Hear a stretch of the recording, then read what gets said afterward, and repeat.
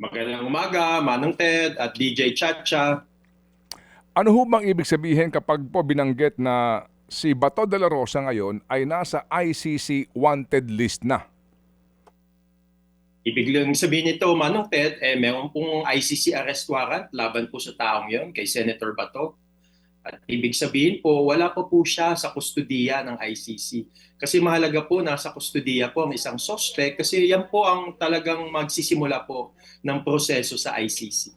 Okay. Kapag ho ba meron ng ICC warrant of arrest, ito ho bang warrant of arrest na ito ay papaano makakakuha ang sinuman ng official na kopya para ituring nga na hindi fake ang hawak mong arrest warrant? Alam mo, Manong Ted, simple lang po yan eh. Kung nasa Pilipinas po tayo, ang batas po natin ang iiral, ano? At alam niyo po, sa batas po natin, whether sa sa rules of court or electronic evidence natin, ay pag nasa website po yan at i-print out po yan, technically considered original po yan. Kung i-print out mo yun, ICC arrest warrant against kay Senator Bato from the ICC website po. Okay. Wag na po natin muna pag-usapan yung matagal na pinagdidebatehan, depende sa iyong interpretasyon, ano? Yung pangangailangan pa ng local court order to implement the ICC warrant, ha? Kasi it will take so much time and the same arguments nga din po. Ang tanong lang ngayon, ito ho bang ICC warrant na ito ay maaaring ma-implement ng sino mang law enforcement agency sa Pilipinas? Tama po yan, Manong Ted, ano? Kasi ang pag-implement po ng ICC warrant, naayon po yan sa local laws po ng isang bansa. So tingnan po natin ang ating domestic law sa Pilipinas. So sa tingin ko po, ang legal na basihan para implement po yan ay yung batas po natin na Republic Act 9851 or International Humanitarian Law Act, kung saan Section 17 po ang napakamahalaga. At Manong Ted, gusto ko na lang po quote verbatim po yung relevant portion sa second paragraph ng Section 17. Ito pong sabi, instead, the authorities may surrender or extradite suspected or accused persons in the Philippines to the appropriate international court, if any, or to another state pursuant to the applicable extradition laws and treaties. Now, ang mahalagang portion po doon, the authorities. Sino po yung authorities yun? Philippine authorities at base po sa ating saligang batas, yan po yung executive department at yung mga agencies under the executive department. Well, again, at the end of the day, we really have to invoke this provision of the law na ito nga ang kine-question ngayon ng kampo ni Senator Bato. Pero, sir, sa inyong sinasabi ngayon, nangangahulugan na sino mang law enforcement agency, gaya ng pulis, NBI, di po Yes ba? po. Tama? Opo. Opo. Ay pwedeng mag-implement nito. Sa NBI po, sila ngayon ay gusto itong ma-implement. Sa panig ng pulisya, yung DILG Secretary mismo nagsabi na hindi ito valid. Yun, if you read the news, di ba? Siya nagsasabi kasi nga daw hindi na tayo miyembro ng ICC and kailangan daw idaan sa Interpol. What's your take on that? Manong Ted, sinalungat na po yan ng DOJ. Sabi po ng spokesperson ng DOJ, 9851 po, Republic Act 9851 po, ang legal na basihan. At isa sa mga modes nga ay surrender. Now, doon naman sa extradition, hindi po yan yung mode ng service, yung extradition. Kasi ang extradition po ay kung may arrest warrant ang isang bansa po. Ang ICC po, hindi po siya bansa. Isa po siyang International Criminal Court na tinatagpo ng mga bansa. Kaya sinalungat na po yung statement na yan ni Secretary Remulla ng DOJ mismo. So we do not have to confuse ourselves ng doon sa extradition rules and itong implementasyon ng ICC warrant kasi magkaiba pong bagay yon. Opo, magkaibang bagay po yun. Kasi di ba, ang lahat po ng mga states ay soberenya, may sovereignty po, kaya hindi po basta-basta lang ma-implement ang kanyang arrest warrant. Kaya kailangan po yung extradition process.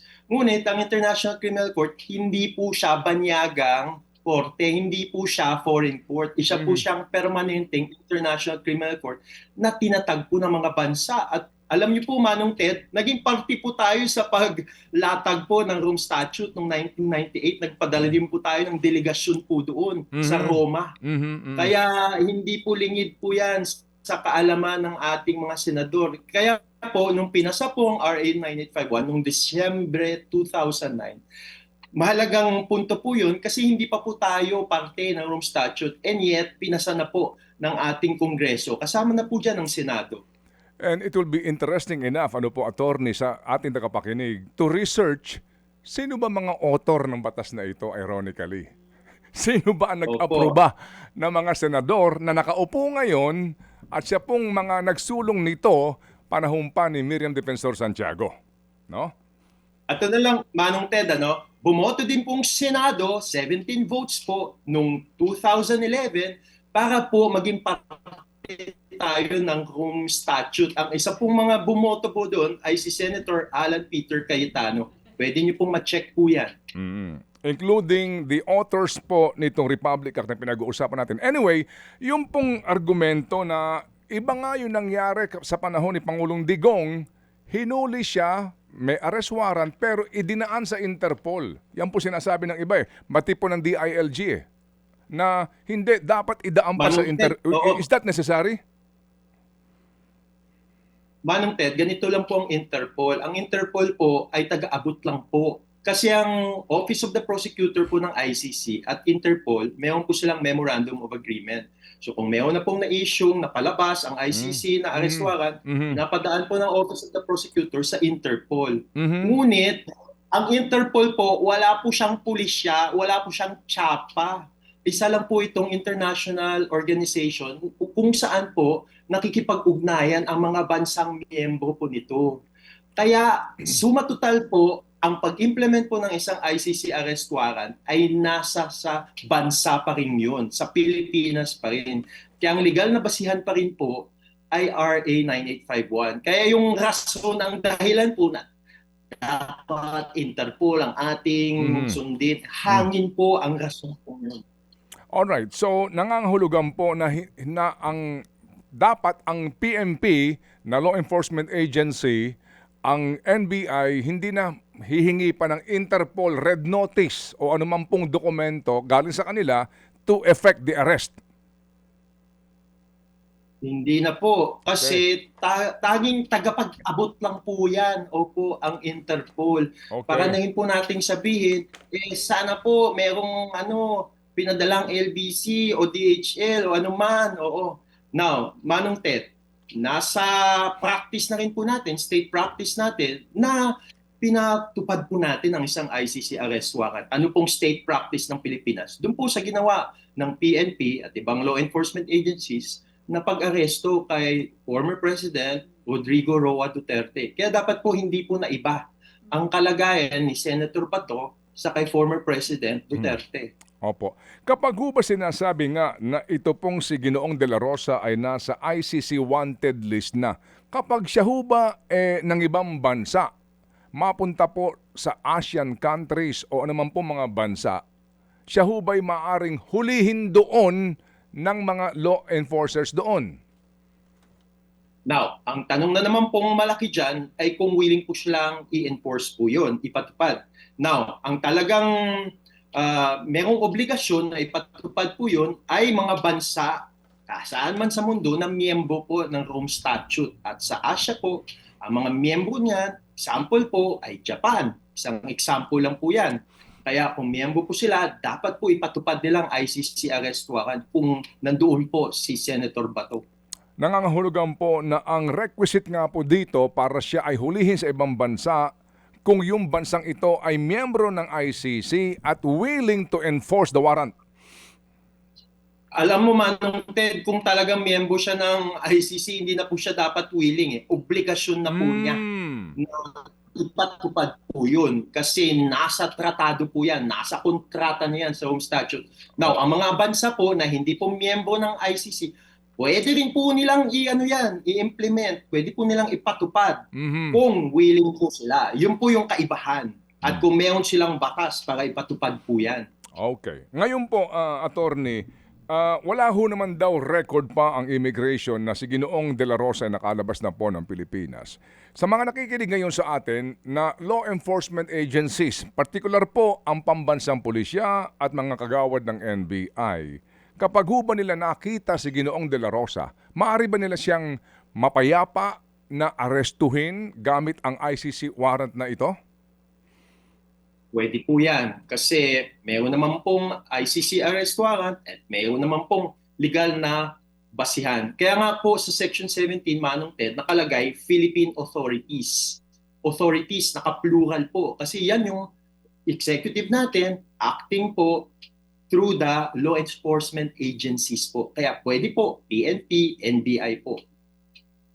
Pwede ba mga tuwiran si Ginoong De La Rosa o maging ang kanyang mga abogado na maari niyang kasama sa panahon na mayroong huhuli sa kanya o sino man po na sandali lang, meron pa kaming pending petition. As a matter of fact, kahapon nag-file kami ng urgent motion para nga magpalabas ng TRO ang Supreme Court.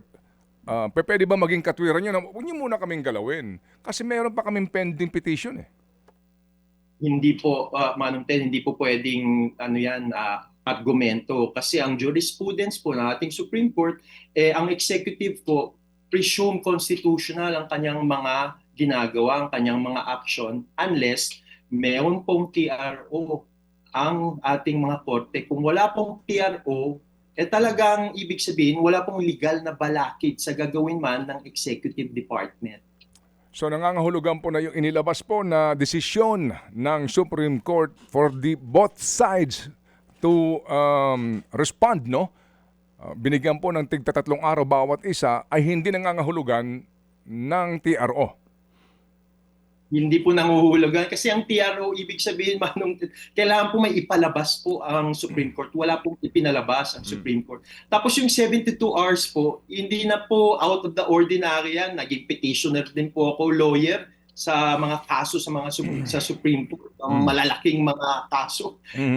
Talagang in the ordinary course lang po yan. Hindi po extraordinary yan. Ang tanong, may TRO ba? Kung wala, pwede pong ipatupad ng executive. Opo, baka ho naman din po maging malagay sa alanganin ang sitwasyon ng mga law enforcement agencies. Ano po, no? Dito po sa ating pinag-uusapan. Kasi po itong aming pinag-uusapan po ay academic discussion. Kumbaga ito ho yung mga, sa pananaw po ni attorney, ay nararapat ayon sa batas. Kailangan pa ho ba talaga para ho maiklaro ito? Halimbawa, ang NBI, no doubt. No doubt.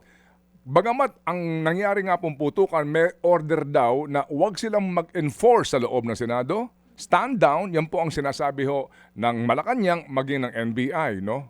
After what happened last Monday.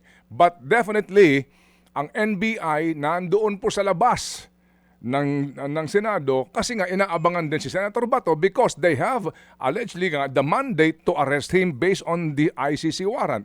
Kailangan pa ho ba ng written order ng gagaling sa SILG, sa Chief PMP, o maging sa Presidente, order na, Police, enforce nyo ito para ho ang isang PO1, SPO2 naman tawag mong pulis doon sa baryo, may karapatang hulihin si Bato?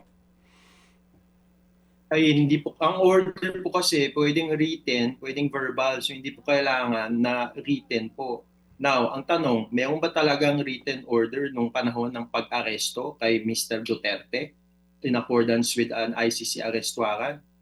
Kasi kung wala naman, hindi po kailangan ng written order po. Kasi ang pagsabi po ng Presidente, iyan na po ang order. Kaya, ito na lang, Manong Ted, ito po ang panalangin ng mga biktima. Sana po ipatupad po ni President Bongbong Marcos Jr. ang ICC arrest warrant katulad po ng pagpapatupad nito laban po kay then former President Rodrigo Roa Duterte. Hindi po naiiba si Senator Bato po.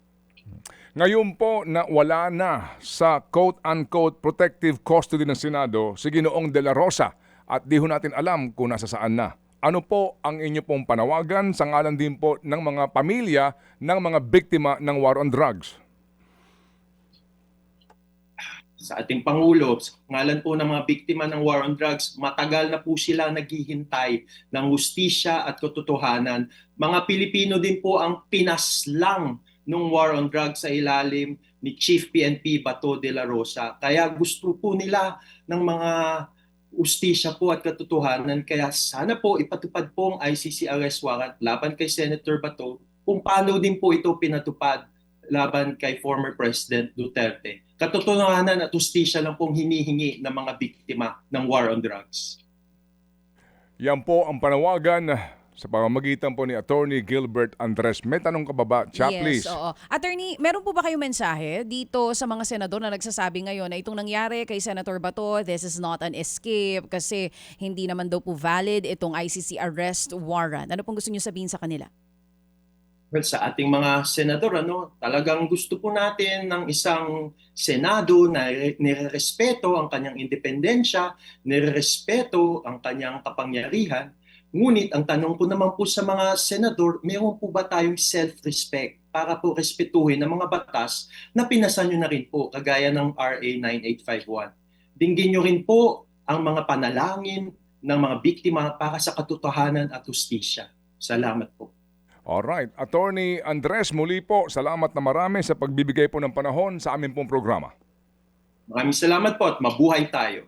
Mga kapatid, patuloy po kayong tumutok sa 105.9 True FM para sa totoong balita, impormasyon, music and entertainment. Mag-subscribe sa aming YouTube channel at podcast at sundan nyo kami sa Facebook, Instagram, X at TikTok sa True Network PH. Bisitahin din po ang aming official website, truefm.ph. At panoorin din kami sa True TV Signal, Channel 19. Kami po ang 105.9 True FM. Laging true sa'yo, kapatid.